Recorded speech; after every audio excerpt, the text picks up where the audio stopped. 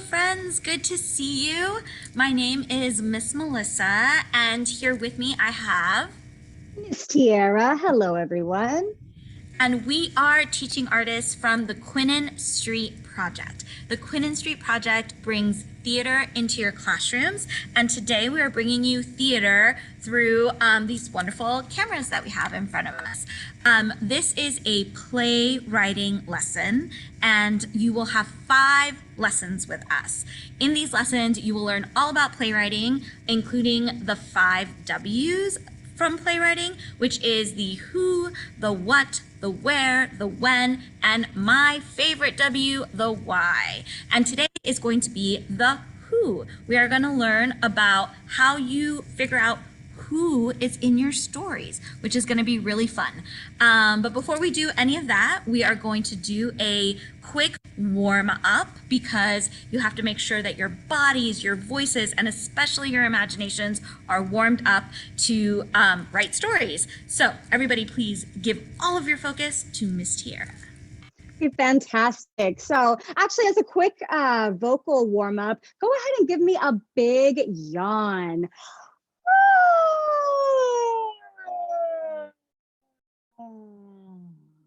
Beautiful. And I hope that didn't make you too sleepy, because if it did, we're going to wake you up. We're going to do something that I like to call an 8-count shakedown. So for this, you want to have room so that you can move your arms and your legs, and you're not going to hit anyone or anything or hurt yourself. That's of course if you have use of your legs to move them. If not, whatever you have, you can adapt this to your abilities. We're excited that you're here. So, and you can do this sitting or standing, depending on your abilities, what you have around. If you're able to stand, we do encourage you to stand. And it's just as I do and as Miss Melissa does, you do. Here we go. Let's start with our right arm and shake it out. 1, 2, 3, 4, 5, 6, 7, 8. Perfect. Now we're going to do our left arm. 1, 2, 3, 4, 5, 6, 7, 8. Beautiful. Now I know you cannot see my legs, but I'm doing this with my right leg. I'm shaking it. So go ahead. 1, 2, 3, 4, 5, 6, 7, 8. Now with our left leg. 1, 2, 3, 4, 5, 6, 7, 8. Fantastic. Now, instead of 8, we're going to do it 4 times, shaking out our arms and legs, and we're going to go a little bit faster. As I do and Miss Melissa does, you do. Ready, set, go. 1, 2, 3, 4. 1, 2, 3, 4. 1, 2, 3, 4. 1, 2, 3, 4. Fantastic. Now, can you guess what we're going to do next? We're going to do 2 shakes on our arms and legs, and it's going to be even faster. Okay, ready, set, go. 1, 2, 1, 2, 1, 2, 1, 2. Amazing. Now, the final round, we're going to do 1 shake on each of our limbs, and it's going to be really fast. Get ready. Ready, set, go. 1, 2, 1, 1, 1, and then shake it all out. I'm warm. Miss Melissa, are you warm? Absolutely. Okay, I'm sure our friends are warm as well. Now, so that was voice, body, and now we're going to warm up our imaginations with a game that I love called I Am a Tree. So the way that we always start I Am a Tree is someone comes on and they make a still image, that's also called a tableau, of a tree, and they introduce themselves with a line, which is I am a tree. Miss Melissa, would you mind going first and starting us off as the tree? Sure. I am a tree. Beautiful. And then another person comes on and they make a still image, another tableau that is of some object, some idea, something that goes with the tree. They make their image of that, and then they introduce themselves with I am a blah, blah, blah. So for example, I'll say, I am a bird in the tree. And then we keep our poses. Now you at home, you are our final image in this scene. So what you're gonna do is think about what is something that goes with the tree and the bird. And you're going to make a still pose of that, make a tableau of that, and then say, I am a whatever you want. And then that's how we're going to complete our first round of I Am a Tree. So go ahead, you can pause the video if you want, but we need you. Go ahead and make your pose. I am a blah, blah, blah.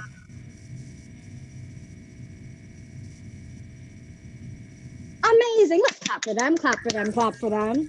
Oh, let's go back to our images, And now with I Am a Tree, in each little scene that we make, the first image creator, in this case the tree, they get to pick which one of the images they want to bring with them. So Miss Melissa, who would you like to take off screen with you? I'm going to take our friend from home off screen with me. So we are going to let go of our tableau, bloody bloody bloop, and I'm going to grab you and we are going to go off screen. Fantastic. And now we start a scene again with whichever image is left, which is me. I'm the bird. So I begin by saying, I am a bird. And now we need a second image that goes with the bird. Miss Melissa, could you help me out? Absolutely. I am a nest. Beautiful. And now you at home, similar, I think you're probably getting the theme. We need you to make a still image of something that goes with the bird and the nest and introduce yourself with it as I am a whatever it is. So go ahead.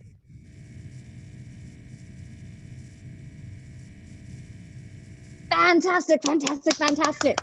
Okay, so now I was the first image of the scene, so now I get to pick who I want to take off screen. And you at home, I like your image so much, I want to take it with me. So we're off scene, so we can shake that out and relax. And we'll begin again with Miss Melissa. Go ahead and start our next scene.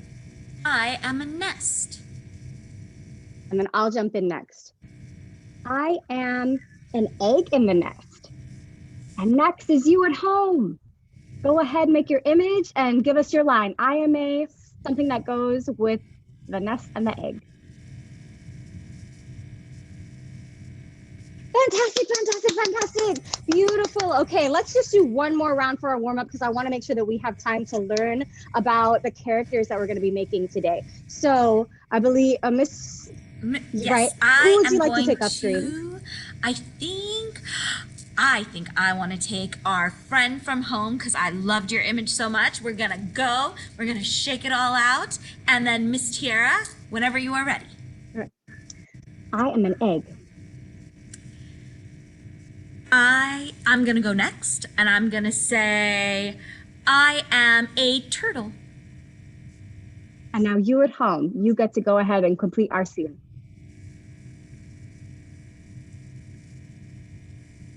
And everyone clap for yourselves. That was fantastic. Thank you for warming up your voice, body, and imagination. Now I'm gonna pass it over to Miss Melissa. Hello, friends. So today, as we said before, our objective, which means it's what we want at the end of the scene is, or at the end of the lesson, is to learn about the who of the stories. Who are in our stories that we're going to write. Those are called characters. And then there are 8 different archetypes that a lot of characters are based off of in plays that we see, in movies that we watch, in TV shows, in books. A lot of those books are written with these 8 archetypes in mind. And an archetype is a type of character. It is a general type of character, right? So it's not the all of the really interesting specific things that we all come up with about our characters, but it is the overarching type of the characters. So Miss Tierra will have a sheet for you to see the different types of characters. Perfect. So these are the different types of characters that we are going to choose from when we are going to write our plays. You don't have to, but it will be really, really fun if you could choose from these different archetypes. So the first is the hero character. The hero is almost always the protagonist, which means, usually there's like a good guy and a bad guy, and sometimes they fall in between, but the hero is usually the good guy of the story. They're the central character of the story. The audience wants the hero to succeed. So you're sort of seeing the story through their eyes, through the eyes of the hero. The hero usually grows throughout the story to meet the challenges in their story. So I know one hero from one of my favorite stories is Luke Skywalker from Star Wars. Sort of at the beginning of, we'll take the trilogy of the 70s. He's kind of a brat, right? Like we like him, yes, but he's really whiny and he's not really he's not the best version of himself, yes, at the beginning of the story, but then by the end of the story, he goes through this great quest and he meets these cool people and they help him grow as a person. By the end, he's this really fantastic Jedi. So that is one of my favorite heroes of a story. So, and you from home, I want to hear, like, what are your favorite heroes of some of your stories? You can go ahead and yell them out. I'm sure I know some of them, and some of them will be new to us. Awesome. Yes, excellent. Yeah, we love those characters. The next character, and then there's some examples up there as well if you want to read them.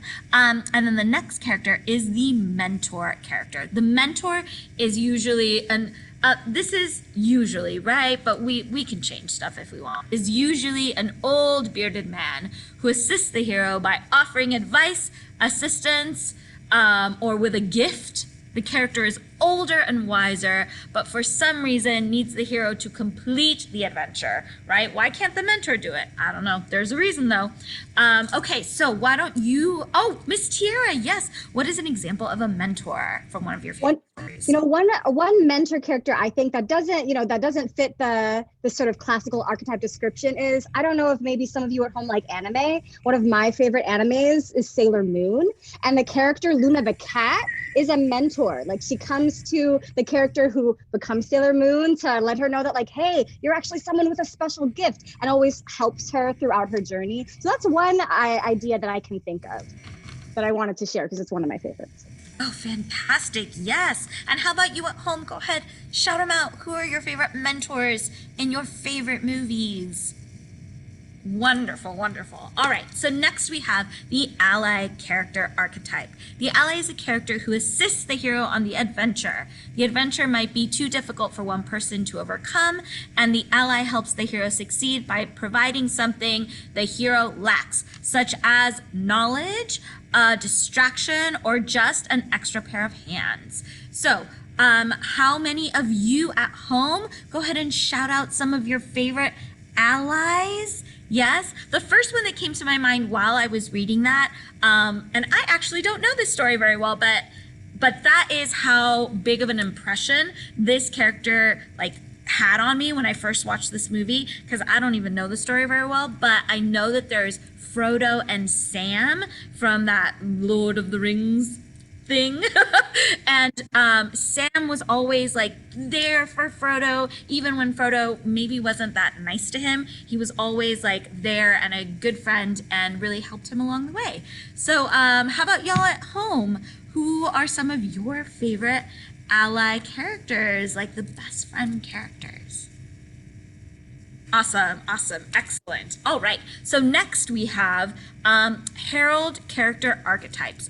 The Herald is the character or something else, such as an item or an event, that signifies that something is about to change for the hero. The archetype appears at the beginning of the adventure, often delivering a message. Ooh, okay. So, how many of you at home can think of a character that might do that in some of your favorite stories? R2-D2 is one of the ones that is on here. Also the messenger owl from Harry Potter, and the letter to the ball in Cinderella, right? All of those things kind of start the story out, right? One that comes to my mind is Hunger Games. I couldn't remember the name of the story for a second. In Hunger Games, right? Everyone is their lives are very different than ours, but it's their normal that they have Hunger Games every year, right? Unfortunately, that's very sad. But it's normal for them for the Hunger Games lottery to happen. What is different, what starts the story off, is that Katniss volunteers as tribute. That is something new that doesn't always happen, right? It's an event, it's something that happened that kicks the story off. So what are some of your favorite Herald archetypes? Awesome, excellent, great. So next we have the Trickster. The Trickster is a character that adds humor to the story. This character might also challenge the status quo, which means how things are always done, right? Or how they think they should always be done, or makes the character reconsider the preconceptions or thoughts. Okay, so some of the examples here are Donkey from Shrek, Dobby from Harry Potter, and Mushu from Mulan. So those are some trickster characters. How about you at home? Do any of you have any trickster characters that you can think of in some of your favorite stories? Excellent. Good job, good job, good job. All right, next we have Shapeshifter character archetype. The shapeshifter is the character that changes. This might not be a physical change, but instead is one between ally and enemy. For example, the character might start off seemingly helping the character only to betray the hero, right? Betray them in the end. We hate it when that happens. The shapeshifter might be thought of as an enemy at first, only to be revealed to be an ally. How many of you at home have a shapeshifter character in one of your favorite stories? Yes, Miss Tierra. I just want to share one of my favorite shapeshifter characters. I don't know if maybe some of you at home are fans of the Black Panther universe and story, but the character M'Baku I really liked because at first kind of seemed like, oh, maybe is he kind of an enemy? Is he kind of a negative character who's, you know, maybe has bad intentions? But then at the end, you actually found that, oh no, he's actually been on Black Panther's side the whole time, and he really comes through. So you know, having a character like that can really change what the sort of first idea of the story is, can give a lot of interest to a story that we're telling in a play. Mm-hmm. And one I love that is on the sheet is Catwoman, because they're Catwoman and Batman they almost have this, like, they're in love, right? But they also fight all the time. So that's a really good character as well. Next we have the Guardian character archetype. The Guardian is often the character who stops the progress of the hero on his or her adventure. The Guardian might not be an actual character, but might be an obstacle instead. The Guardian might not be an enemy, but they are there to warn the hero that he or she should not go ahead because it is dangerous. The hero usually has to either trick, defeat, or find some other way around the Guardian to continue on the adventure. Okay, so yes, this, one of my other favorite stories, is called Neverending Story. It is a movie, and there is a moment where they have the Oracle, which are these big cat-like looking statues, and if you do not pass with like a pure brave heart, they like send lasers out of their eyes, right? So it's this it is something that the hero has to go through to prove that they are brave of heart, and it's a very intense scene in the movie, but then they pass it and it's great. And then last but not least is the shadow character. The shadow is usually the villain of the story, although this might not necessarily be true. For example, if something exists to cause conflict or create a threat, the hero has to overcome it, would be considered the shadow. So some examples of this are Darth Vader, Voldemort, Sauron, right, the Eye of Sauron, and Dottie, the asteroid from Armageddon. It's a movie from the 90s. Ask your folks. So how about you at home? Anybody there at home have a favorite shadow character from one of your favorite stories? Excellent, awesome, wonderful, wonderful. Okay, so now we are gonna use these archetypes, everything we learned about these archetypes, and we're gonna focus back on Miss Tierra. Absolutely. Thank you for going through all of that, Miss Melissa. And friends at home, you have a link to this handout that is in the description for this video. And it's something that you're probably going to reference for our activity later, and you might even want it for the game we're about to play. So what we're going to do, y'all remember a little while ago we played I Am a Tree. We're going to play that same thing, but a little different, to be about archetypes, and especially how these different character archetypes can relate to each other to build a scene. To make an example of this, I'd actually like to bring on, are you there, Miss Anna?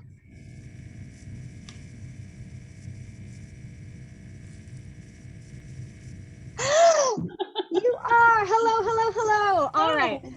Thank you so much, Miss Anna, for coming to play with us so we can share with our friends at home how we're going to play this game. So just like in Mime a Tree, we're going to have one person start introducing themselves and creating a still image, and they're going to introduce themselves as one of the archetypes. So, for example, Miss Melissa, do you mind going ahead and starting? Absolutely. I am the Guardian. Fantastic.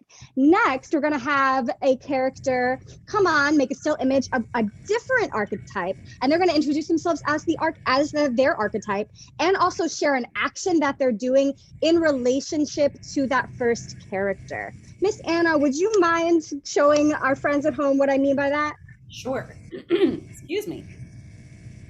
I am the shadow, and I am trying to get past the Guardian. Fantastic. And then next, the third person is going to basically do what Miss Anna just did. You're going to come on as a different archetype and introduce yourself. I am whoever you are, and share an action that you are doing in relationship to the other characters in the scene. So for example, now I could say, ooh, what do I want to do? You guys picked really good ones. I'll say, I am a hero, and I am trying to get past the wall guardian and also not get bothered by the shadow. So it can be, a little more complex. It can be a little more simple, but that's how we're going to play the game. Now, then the first person who began the scene, that's Miss Melissa. Again, you get to take off one of the archetype images. Who would you like to take off? I'm going to take off the shadow. Fantastic. And we'll say thank you so much, Miss Anna. See you later. Thank you for showing our friends at home how to play. All right, and that leaves me. And we can go ahead when we reset. You can just, whoever is the foundational image, we can just start with the archetype that we are. So I'll start. I am a hero. And now next, Miss Melissa is going to go and again introduce herself as a different archetype and what's an action she's doing in relationship to me, the hero. I am the mentor, and I am going to teach the hero that they were brave enough all along. Beautiful. And now you at home, you pick your archetype, make a still image of it, introduce yourself and something that you're doing in relationship to these other characters. Go ahead. 3, 2, 1, go.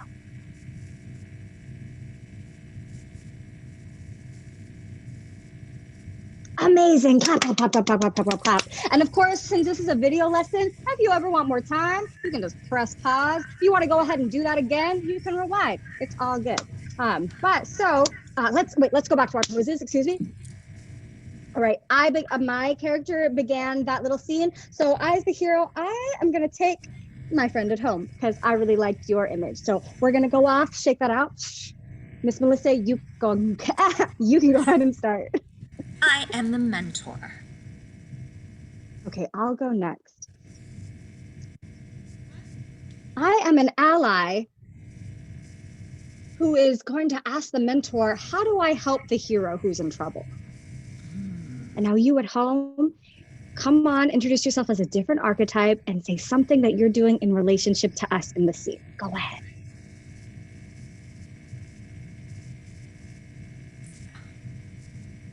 Wonderful. We love it. We love it. Clap, clap, clap. Okay, let's go back to our poses. And I think I'm going to take my friend from home. All right, come on out. Shake that out. Excellent. And great. And let's do one more round of this. So I'll begin. I am the ally. I am the shapeshifter, and I'm going to betray the ally. And now you at home, you go ahead, complete our image in our scene.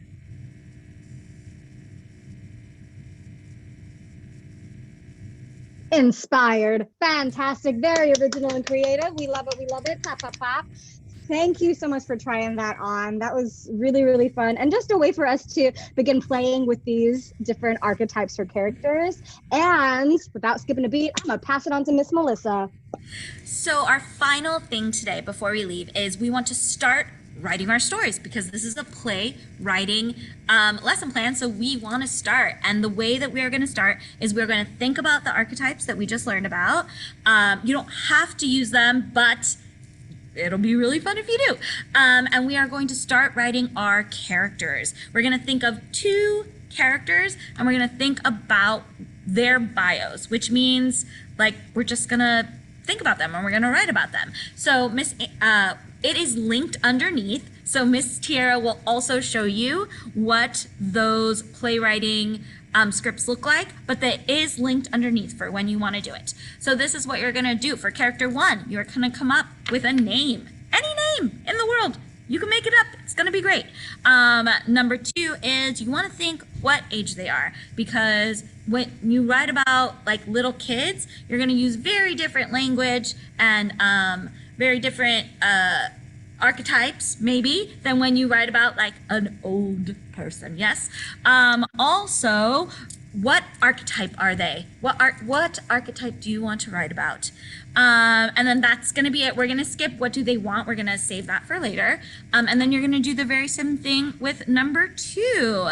So I think I want to do one. Miss Tierra, do you want to do one with me? I'll do Absolutely. 1. And then Miss Tierra, you can do character 2. So my character's name is going to be Bonnie. That is who my character is. Bonnie's age, I think I want to write about a teenager, because teenagers always seem to have problems. So I'm going to write Bonnie, age 15. And then for the archetype, I think I want Bonnie to be the ally. I want Bonnie to be the friend who helps get whoever the hero is on their way to finish their adventure. Okay. All right. So, just to say, when I'm thinking about this second character, because you picked the ally, I want to think about I think I'll choose a different archetype that I think it would be interesting to see a scene with the first character. So I actually kind of, I would like to see a trickster interacting with an ally, because I think that there could be something really fun in a play about that. So I know I want my archetype to be trickster. I think that I want my character to maybe be like a supernatural being. I think I want my character to be 2,000 years old. I love this story already. Right, and then for name, I'm going to say Florella Jibbediff. Yes. Florella Jibbediff.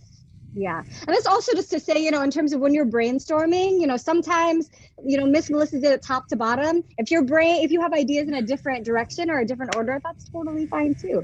So, Miss Melissa, I think as we go along these lessons, just as our friends at home, they're going to be building different parts of their play. I think we'll be able to play with these characters and see what kind of play we can make with them as we learn about the other W's. And I'm really excited about that. And I also want to say, sometimes we think, oh, I can think of a better name, or that's not exactly what I want. That's okay.